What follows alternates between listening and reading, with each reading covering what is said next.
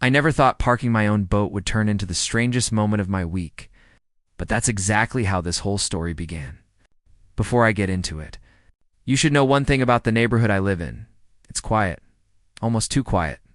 The kind of place where people notice the color of your mailbox or whether you wheeled your trash can back in at the right time. Most of the residents keep to themselves, but there's one person who seems to think her job is to keep watch over everyone else. I'm sure every community has someone like that. Someone who treats the neighborhood rules like supreme law. The day everything happened, the weather was perfect. It was one of those mornings where the sunlight hits the water just right, making the whole marina sparkle. I had taken the boat out early, hoping for a peaceful trip before the weekend crowd arrived. After a few hours on the water, I headed back toward the neighborhood. Feeling relaxed and ready to enjoy the rest of my day, what I didn't expect was to find a surprise waiting for me as soon as I pulled into my own driveway. I had just backed the boat in, making sure it lined up neatly, when I heard a loud voice coming from the sidewalk. It wasn't a greeting. It wasn't even a question. It was more like an accusation. "Hey, you can't park that here."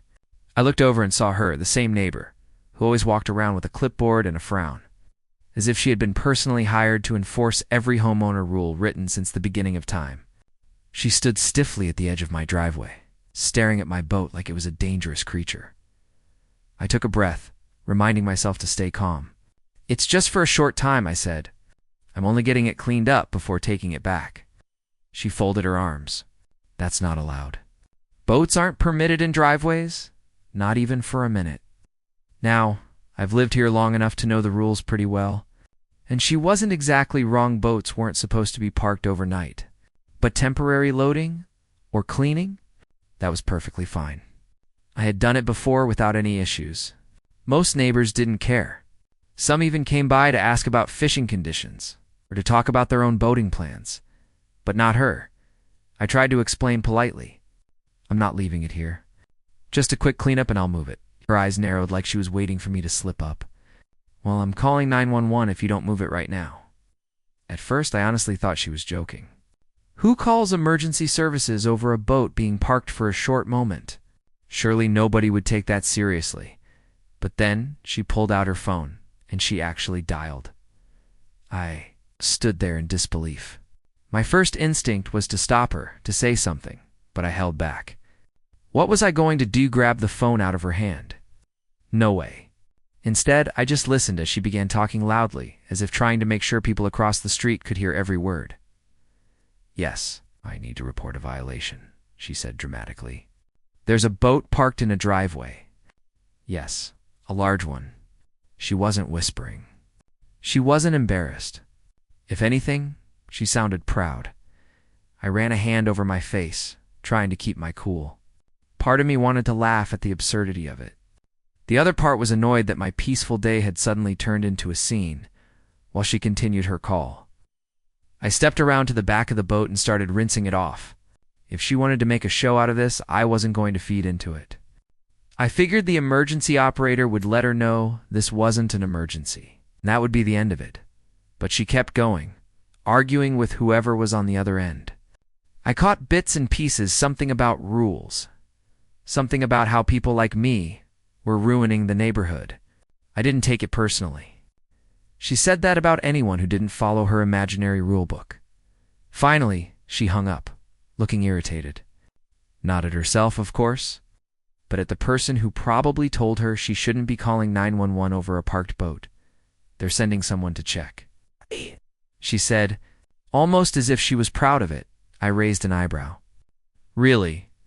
It's a safety issue," she insisted. I didn't bother arguing. Instead, I continued cleaning. It took me about half an hour to finish, and during that time she stayed nearby, watching like she expected me to make a run for it. Eventually, a patrol car pulled into the neighborhood. Not speeding, not with sirens, just calmly rolling through. When the officer stepped out, he looked around, confused. Then he saw her waving frantically. "Officer! Over here?" she yelled. The officer approached slowly, probably expecting something minor. When he finally reached my driveway, he gave a small nod. "Afternoon," he said politely. I nodded back. Afternoon. He glanced at the boat, then at me. This your property? Yes, sir. And this your boat? Yes. He paused, clearly trying to figure out why he was even here. Mind telling me what's going on? I pointed toward her. She immediately stepped forward, ready to state her case. This is a violation of our neighborhood rules, she said firmly. He can't have a boat like this parked here. It's blocking the view. It's a hazard. The officer looked at the boat again. A hazard. Yes, she insisted. You need to make him move it immediately. The officer glanced toward me, then back at her. Ma'am, is this an emergency situation? Well, it's against the rules, she snapped. He shook his head gently. That's not an emergency. I could see her face tightening. She didn't like being contradicted. Look, the officer continued. If there's a neighborhood rule issue, that's something the association handles, not the police. She crossed her arms tightly. Well, someone has to do something. He nodded slowly, patient but clearly ready to wrap things up. As far as the law goes, he's not doing anything wrong. So unless there's an actual emergency, I can't intervene. She huffed loudly and turned away, muttering to herself. The officer gave me an apologetic look. Sorry about that, he said. We get these kinds of calls sometimes. No worries, I replied. Thanks for coming out. He nodded again before heading back to his car. Once he drove off, she shot me a glare sharp enough to cut glass. You think you can just ignore the rules? She demanded. I didn't raise my voice. I didn't even sound annoyed. I just said calmly, I know the rules very well, she scoffed. Clearly not. But here's the part she didn't know. The part that made this entire situation almost funny. The marina she thought I was breaking the rules for? The one she said people like me shouldn't be using unless we followed the rules. I owned it. All of it. Every dock, every slip, every walkway. But I didn't tell her. Not yet, because something told me this wasn't the end. She had made such a big deal over a simple boat in a driveway, and deep down, I knew she wasn't going to let it go. And honestly, I was curious to see what she would do next. Little did she know that her attempt to scold me over a small rule was going to lead to something. It's much bigger a moment she definitely wasn't ready for. The next morning, I woke up earlier than usual. Not because I had anything important to do, but because part of me wondered if yesterday's incident had truly blown over, or if it was just the beginning. With people like her, things rarely ended quietly. I stepped outside with my coffee, enjoying the fresh air. The street was calm, and for a moment, I thought maybe things would finally go back to normal. But that hope didn't last long. As I walked down my driveway, I noticed a small piece of paper stuck under my windshield wiper. It wasn't from the city. It wasn't from the police. It was printed on bright white paper with bold letters across the top that read, Notice of violation. I sighed before I even grabbed it. I already had a strong guess about who put it there. The notice claimed I had broken several community rules, including improper storage of large recreational equipment, disturbing the visual harmony of the neighborhood, and failure to comply when confronted by a resident. That last one made me laugh out loud. Since when was disagreeing with her a violation? I folded the paper and tucked it into my pocket.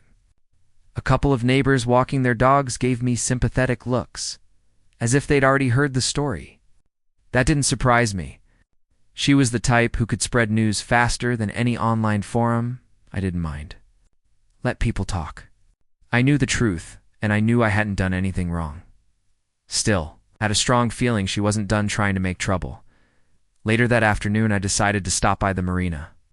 It was a peaceful escape for me, a place where I could breathe without feeling watched. As soon as I got there, I felt the calm wash over me. The sunlight danced across the water, and the sound of the waves hitting the docks always made everything else fade away. I walked along the boardwalk, checking on a couple of boats tied up at the slips. Owning the marina had always been more than a job. It had been a dream I worked years to reach, and even now, I kept things simple. I didn't brag about it, didn't show off. Most people who used the marina didn't even realize I was the owner. I preferred it that way. But as I stood there taking everything in, I spotted something that made me stop. It was her. Yes, the same neighbor from yesterday. She was standing near the entrance of the Marina gate, looking around like she was inspecting the place. At first I thought maybe I was imagining things. Why would she be here? But no, there she was, clutching her clipboard and wearing that same determined expression. I watched her for a moment before walking over. "Can I help you?" I asked. She nearly jumped, not realizing I was nearby. "Oh, it's you." She didn't sound pleased. I kept my tone calm. "Are you lost?" "No," she said quickly. "I'm here to gather information." "Information about what?" She straightened her clipboard. "The boat's here. I've received several complaints." I almost laughed again. "Complaints? From who?" "That's confidential," she said. Lifting her chin right, she walked past me, inspecting one of the docks like she was the one in charge. I watched quietly, letting her continue her little investigation. Eventually, she turned back to me. "Do you know who owns this marina?" she asked. I nodded. "Yes, very well. Good," she replied, tapping her clipboard. "Because whoever runs this place needs to understand that our neighborhood rules extend to nearby facilities, especially when those facilities impact residents." I raised an eyebrow. "Impact residents? How so?" She let out a breath, as if explaining this was a burden. "There are boats being brought in and out. There's noise. There's traffic. And now, with you parking that thing in your driveway, it's clear someone needs to take control of the situation." Someone apparently meant her. "And what exactly do you plan to do?" I asked. "I'm going to request a full inspection," she declared proudly. "If the owner can't meet the standards, then I'll demand changes. The community has rights." I looked at her for a long moment, wondering how far she was planning to take this. She wasn't just being nosy anymore. She genuinely believed she could control things, far beyond her reach. She squinted at me suddenly. "Why are you smiling?" "I didn't realize I was—" "No reason," she frowned.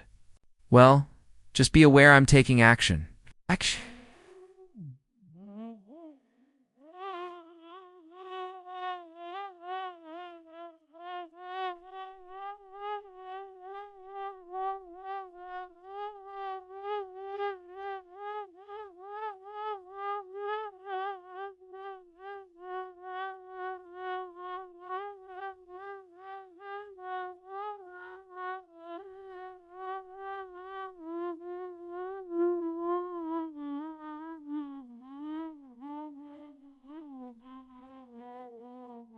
Will Wayers, where corrected by your guide or I grad or what or whatever words that I were you, but I'm one why we get right where we are when we were in where I were and we would go back and we to the right of him we and we way in and where we went we was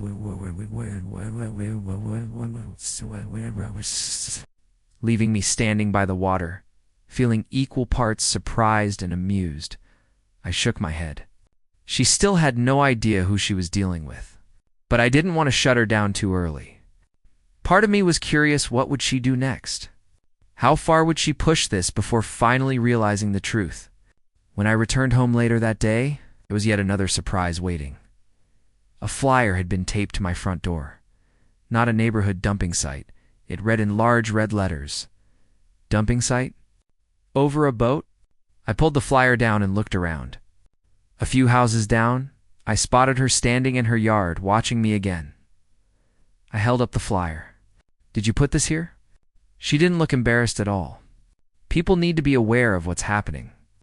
"What exactly do you think is happening?" I asked. "You're bringing in large equipment.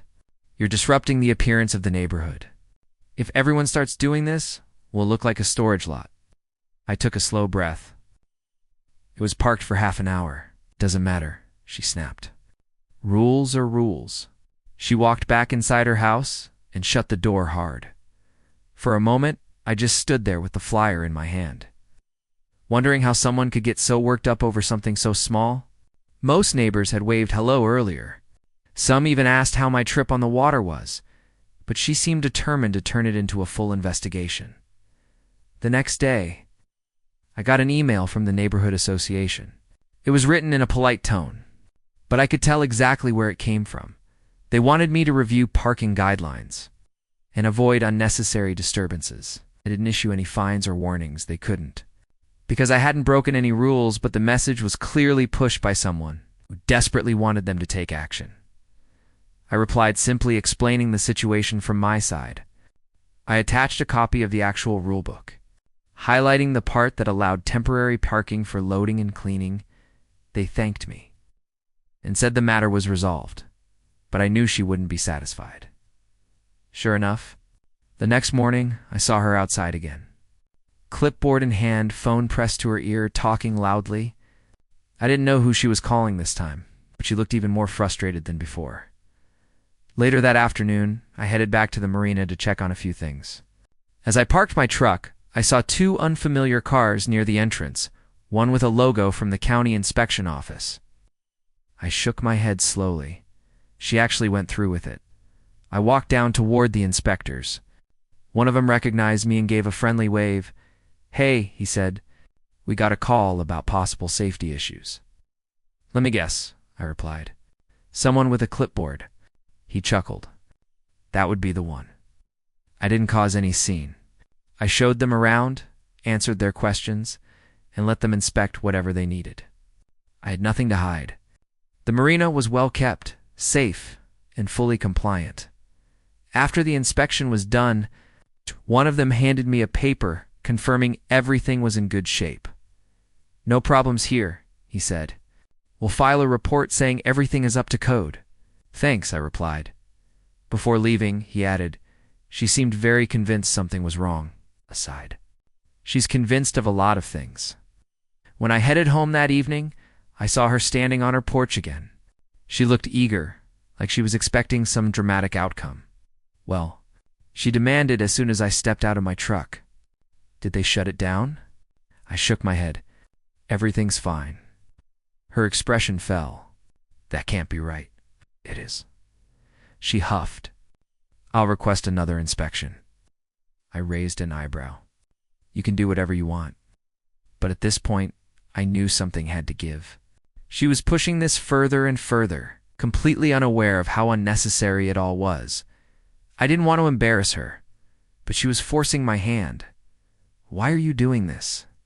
I finally asked. "What exactly are you trying to accomplish?" She clenched her jaw.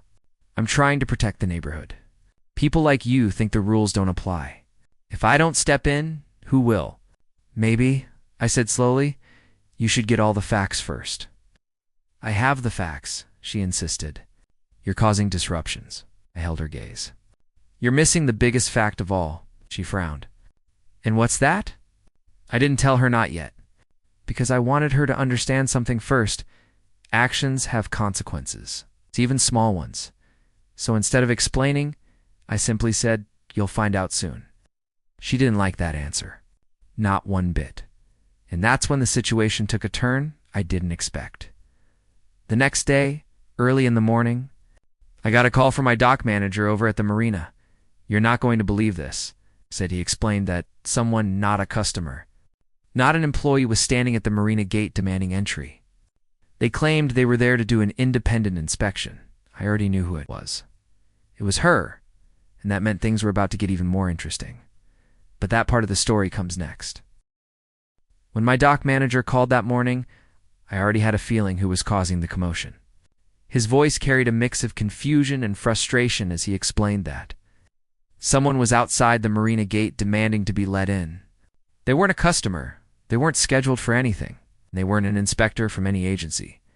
I didn't need a name. I knew exactly who it was. "I'll be there in 20 minutes. I told him before grabbing my keys. The drive there felt longer than usual. The quiet hum of the road gave me time to think about everything that had happened in the last few days. I had been patient. I had tried to stay calm. I had ignored the flyers, the notices, the complaints, the unnecessary drama. But now she was stepping into territory. She had no right to enter, literally. When I arrived at the marina, I saw her right away. She was standing by the locked gate, talking loudly to my dock manager. It looked like he was doing everything he could not to walk away.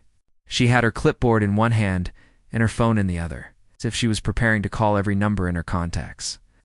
until someone finally agreed with her. I parked and walked toward them. My dock manager spotted me first. "Thank goodness," he muttered under his breath. She turned the moment she heard his tone. "There you are," she said sharply. "Tell him to open the gate. I'm conducting an inspection." I stopped a few steps away and took a slow breath. "An inspection for what?" "This Marina," she replied, lifting her clipboard as if it were a badge of authority. "I've received several concerns from residents about safety and noise. I have every right to check the conditions." "You don't," I said calmly. She blinked. "Excuse me?" "This is private property," I reminded her. "You can't just walk in whenever you want." She tightened her grip on the clipboard. "As a representative of the neighborhood, I have the authority to make sure nearby facilities are not creating issues." My dock manager looked at me like he wanted to laugh but didn't dare. I kept my expression neutral. "You don't have that authority," said simply. She took a step toward the gate, pointing inside. "I need to see how equipment is stored. I need to check noise levels. I need to make sure everything meets the standards of our it does." I cut in. "You can't know that unless I verify it myself," she insisted. I let out a long breath. She had pushed far enough. "It was time to end this, ma'am," I said, keeping my voice steady. "You can't enter this marina without permission from the owner. And get him out here," she snapped. "I've been waiting long enough." I met her eyes and said clearly, "I am the owner." For a moment, she didn't react at all. She just stared at me as if she didn't understand the words. Then her eyes widened slightly. "You," she said slowly. "You own this place?" "Yes." She stared another few seconds, trying to process it. The confidence she had arrived with melted away just a little, replaced by something like disbelief. "That can't be right," she said finally. My dock manager couldn't hold back a small laugh. "It's right," he confirmed. She looked between us, lost for words. Her usual stern expression shifted into something unfamiliar in her certainty. "But why didn't you say anything earlier?" she demanded. "Because I didn't need to," I answered. "You were upset about a boat parked in my driveway? That had nothing to do with this place." She opened her mouth, then closed it again, as if unsure how to respond. Finally, she cleared her throat. "Well, regardless, the community has concerns. I'm only doing what I believe is necessary. By trespassing." I asked. "I wasn't trespassing. I was requesting access." "You were demanding access," my dock manager corrected. She shot him a sharp look but didn't challenge it. "Look," I said gently, "I understand you care about the neighborhood. I really do. But you've been calling the police, sending notices, putting flyers on my door, and now trying to enter private property without permission. That's not how you solve things." She shifted her weight uncomfortably. "I only want things done properly. They already are." She crossed her arms. "I'll need proof of that." "You already got it," I reminded her. "The inspectors came yesterday." "Everything passed. You made the report happen. You should know that." She looked away, as if she wasn't ready to accept that reminder. A few seconds of silence passed before she said quietly, "I still think there's something off." "Then talk to the association," I said. "They were satisfied with the rules I followed. They know I didn't break anything. They closed the issue." She blinked again, surprised. "They closed it?" "Yes." She stared at her clipboard like she expected it to give her new instructions. When it didn't, she let out a tense breath. "Well, I suppose I can review their notes," she muttered. I nodded politely. "You do that." She turned, looking defeated, but trying hard not to show it. She began walking back to her car. But she paused halfway and looked back at me. "For the record," she said, "I wasn't trying to cause trouble." I didn't say anything. I just watched her, giving her space to speak. "I just want the neighborhood to stay peaceful," she continued. "Some people move in and don't care. I'm trying to prevent that." I finally nodded. "I understand that. But peace comes from cooperation, not conflict." She didn't respond. She climbed into her car, shut the door, and drove away. My dock manager let out a long breath. What was that about? "A very determined neighbor," I said. He laughed lightly. She comes around again? Should I get popcorn or call security? Neither, I said with a small smile. Just let me know. He nodded and got back to work. I stayed at the marina for a while, letting the quiet settle over me again. The water was calm, and the sun was beginning to climb higher in the sky. I leaned against the railing, watching a few early boaters pull in and out. Peace. That was all I wanted, but I knew this wasn't finished, because people like her didn't just stop.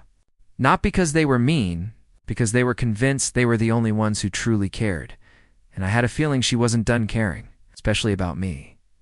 The next morning, the first sign of that came when I walked outside and found her waiting on the sidewalk, not with anger this time, but with something that surprised me. Hesitation. She stepped forward slowly. Can we talk? Her tone was different, softer, calmer, almost unsure. I nodded. Sure, I reviewed the association's notes, she said. Everything you said was right. They don't consider what you did to be a violation. Good, I replied. And the inspectors didn't report any problems with your marina. Also good. She took a breath. I may have acted too quickly. I didn't want to embarrass her by agreeing too strongly, so I just listened. I've lived here longer than most, she continued. I've seen people ignore rules, let things fall apart, cause real problems. So when I see something unusual, I react fast. Maybe too fast. I nodded gently. Maybe. She looked down at her clipboard, though this time it wasn't held like armor. I thought you were going to let that boat sit in your driveway all week. I didn't know you were just cleaning it. Wasn't planning to leave it there, I said. And even if I wanted to, I would have talked to the association first. She exhaled, almost relieved. I guess. I made it bigger than it needed to be. It happens sometimes. She looked up at me, and for the first time since all of this began, there was no anger in her eyes. Well, I'd like to start over. If that's all right, start over. 2 words I hadn't expected to hear from her. I gave a small smile. I'm okay with that, she nodded slowly. Good. She hesitated again before speaking. If you ever need anything, or if there's something the association should know, you can talk to me. I will, I said. She gave a tiny nod, then turned to head back home. Before she reached her porch, she paused and looked over her shoulder. And, nice Marina, she added reluctantly. I chuckled. Thank you. She disappeared into her house, leaving the street quiet again, for the first time in days. I felt like the tension had finally lifted, but the story wasn't over, because sometimes the most unexpected turns happen not when someone is angry, but when they suddenly try to be kind. And something told me the days ahead were going to get even more interesting. The next morning came with a soft light over the marina, the kind of light that made the water look like a sheet of calm metal. I woke earlier than usual, partly because my mind had been running all night, and partly because I was eager to see how things would unfold after the meeting with the board. I brewed a cup of coffee and stepped outside onto the small deck outside the office. The air smelled like salt and new beginnings, and for the first time in a while, I felt like things were moving in the right direction. I checked my phone and saw a couple of messages from longtime marina tenants. Most of them had heard bits and pieces about what happened at the meeting. They wanted to know if everything was okay, if the new changes were real, and if the strict rules were going away. I sent short replies telling them things were finally clearing up, and that I'd talk to them more later.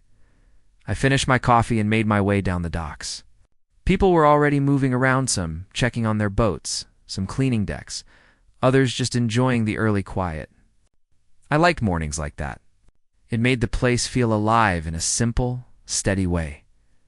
As I walked, a man who'd kept his boat at the marina for almost 10 years stopped me. He nodded toward the far end of the dock. Heard things got real yesterday. Board folks actually listened for once. He asked. I smiled. They did. Took a little time, but they finally saw what was going on. Good, he said with a sigh. We were all getting tired of walking on eggshells around that woman. You'd think she owned half of this place, with the way she carried herself. Not anymore, I said. He chuckled, clapped me on the shoulder, and walked off. It felt good. Not because I wanted praise, but because people finally felt a sense of relief.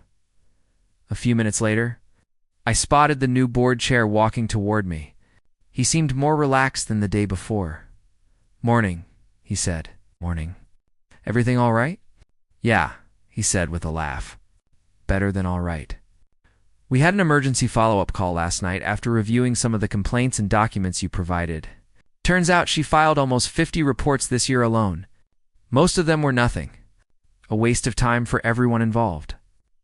I nodded. That's about what I expected. We agreed to move faster on restructuring the HOA, and, well, she's no longer in any position of influence. He looked relieved saying it. "I appreciate you taking action," I said. He gave a slow nod. "Honestly, we should have stepped in sooner." She had us all wrapped around her finger. "Anyway, just wanted to let you know." Then, with a small wave, he walked off. The day seemed to brighten a little after that conversation. I made my way back toward the main building, but before I got there, something caught my eye. Someone was standing near the entrance, holding a folder close to their chest. It was her, the same woman who called 911 on me the day I parked my boat. She looked different that morning. Not angry. Not filled with power. Just unsure. She spotted me and took a deep breath. "Can we talk?" she asked. Her tone was softer than I'd ever heard it. I paused, keeping my voice calm. "Sure." She walked a few steps closer, but still kept a polite distance. "I wanted to come by before things get more formal. I know the board removed me from the position yesterday, and I know they're looking into a few things I've filed." I waited, letting her continue. "Never meant for things to get so messed up," she said quietly. "I just like things a certain way, and when people don't follow the rules, it makes everything feel out of control." "I understand liking order," I said. "But calling 911 on people who aren't doing anything wrong, that crosses a line." "I know," she said. Her voice trembled just slightly. At first I thought I was doing the right thing, but then it became a habit. If something bothered me, I'd report it. Every small thing. It made me feel like I had purpose. That part surprised me. "I didn't expect honesty like that," she continued. "When I saw you that day with the boat, I didn't think for even a second that maybe you had a reason to be there. I just reacted." "You reacted often," I said. "To a lot of people?" she swallowed. "I know. And they're right to remove me. I just wanted to say I'm sorry. Not because someone told me to, but because after the meeting yesterday, I realized how much damage I caused." She looked toward the water. "People avoid me now. They cross the street when they see me. I thought I was keeping things in order, but I was just pushing everyone away." Oh. I let her words sit for a moment. They felt sincere. And though I wasn't looking to be best friends with her, I could see she understood now the weight of what she'd done. "Thank you for saying that," I told her. She nodded with a mix of relief and awkwardness. "I know it won't fix everything, but I'm stepping back for good. I won't cause any more trouble." She paused. "If you ever need anything, even something small, just let me know. I owe you that much." I wasn't sure what to say to that, so I simply nodded. "Take care of yourself." She turned and walked away, moving slower than usual.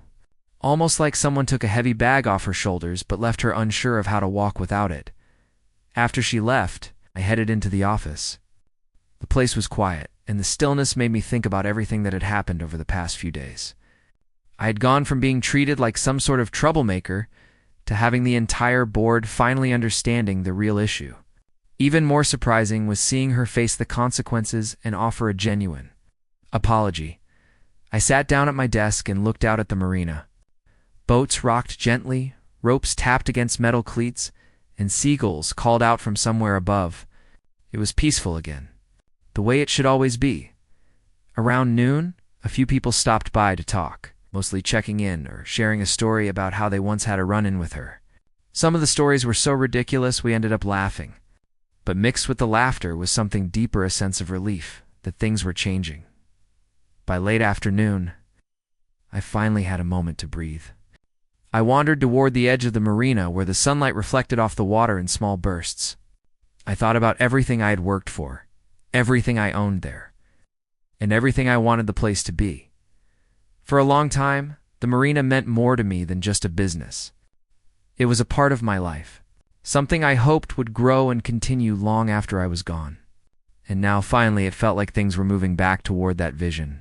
Later, as the sun began to set and the sky turned shades of orange and gold, I went back to the main office to close up. Just as I locked the door, I heard someone calling my name. I turned to see the board chair jogging toward me. "Sorry to bother you again," he said, slightly out of breath.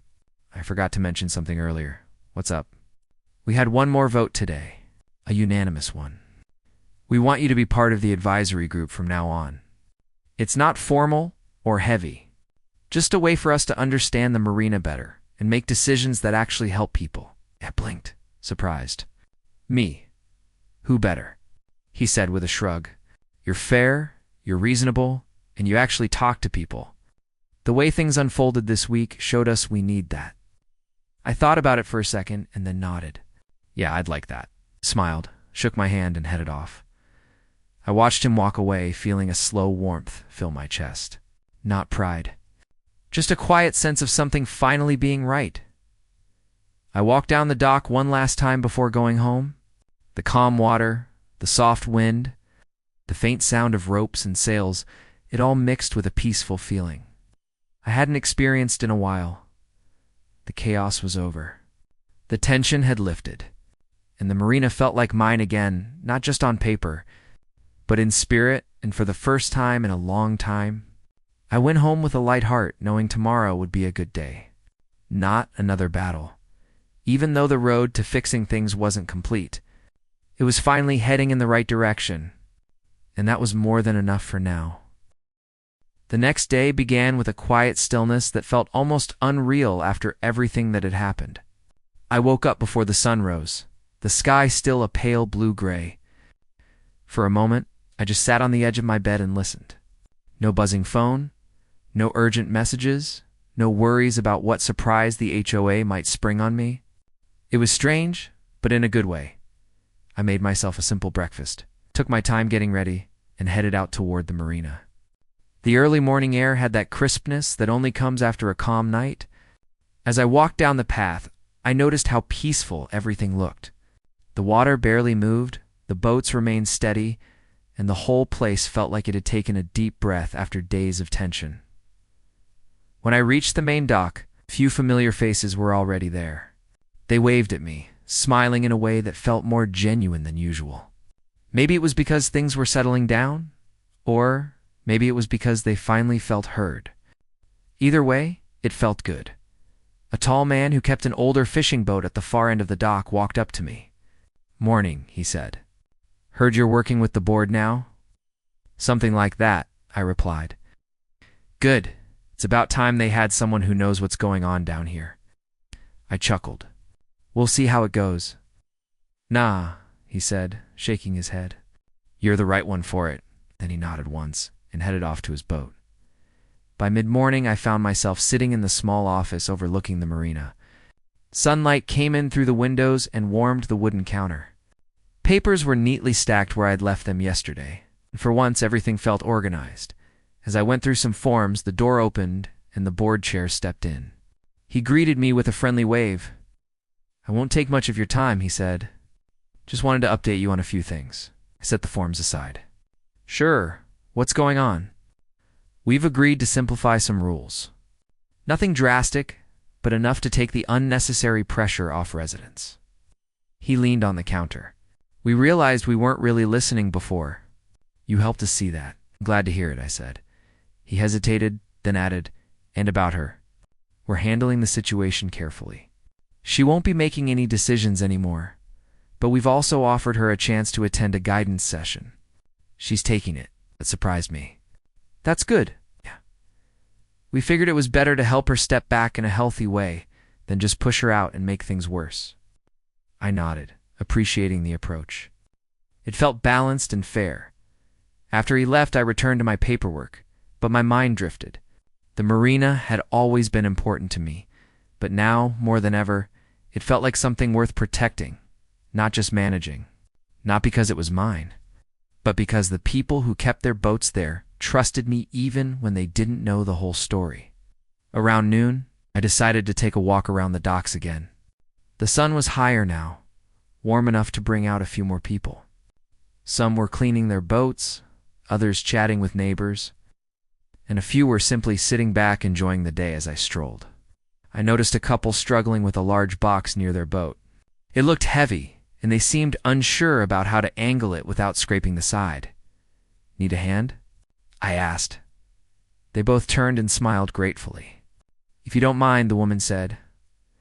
I lifted the box with the man, and we got it aboard without trouble. "Thank you," she said. "No problem," I replied. "What is it?" "A small fridge," the man answered. "Trying to replace the old one before the season starts." "Good plan.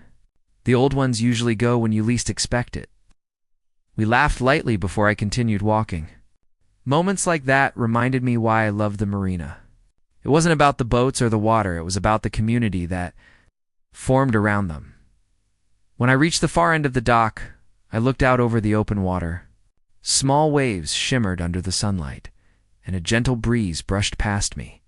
For the first time in a long time, I felt completely at ease, but the calm didn't last long.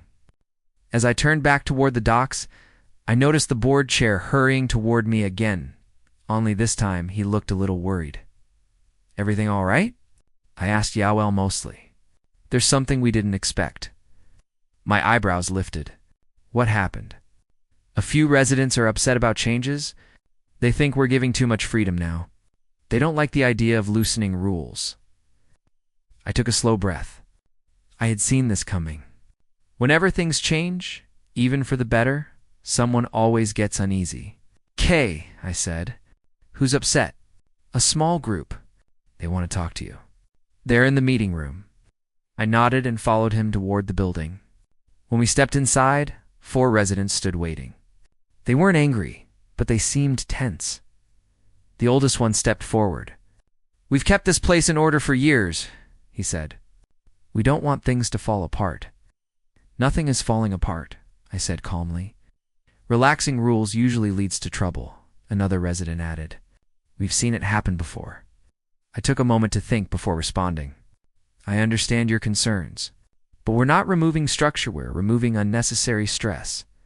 Most people here want a fair balance." "Freedom makes people careless," one of them muttered. "Not if you trust them," I said. They looked unsure. "Listen," I continued.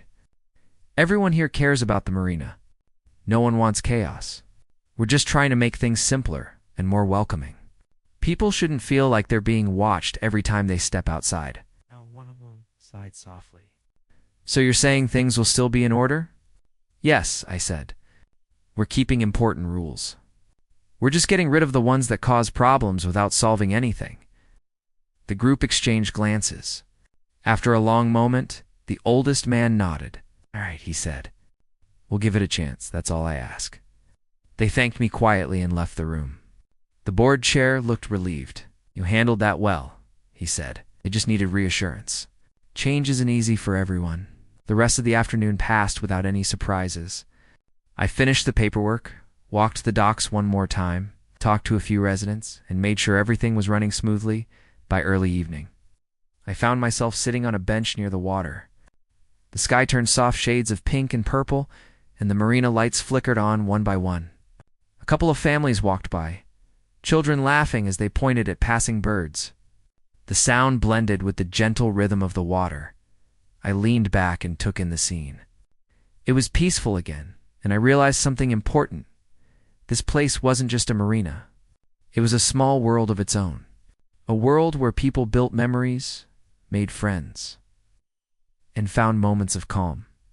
I had spent so long protecting it from noise and stress that I had nearly forgotten to enjoy it myself. But now, with the trouble behind us and the community finding its balance again, I could finally breathe. As the sky darkened and the stars began to appear, I stood up and took one last look around. The marina had survived the chaos. The people had found their voice. The rules had found balance. And I had found a new place within it all. Not just as the owner, but as someone who belonged there. Just like everyone else. And for the first time in a long while, I walked home with the comforting thought that the future looked steady and maybe even brighter than before.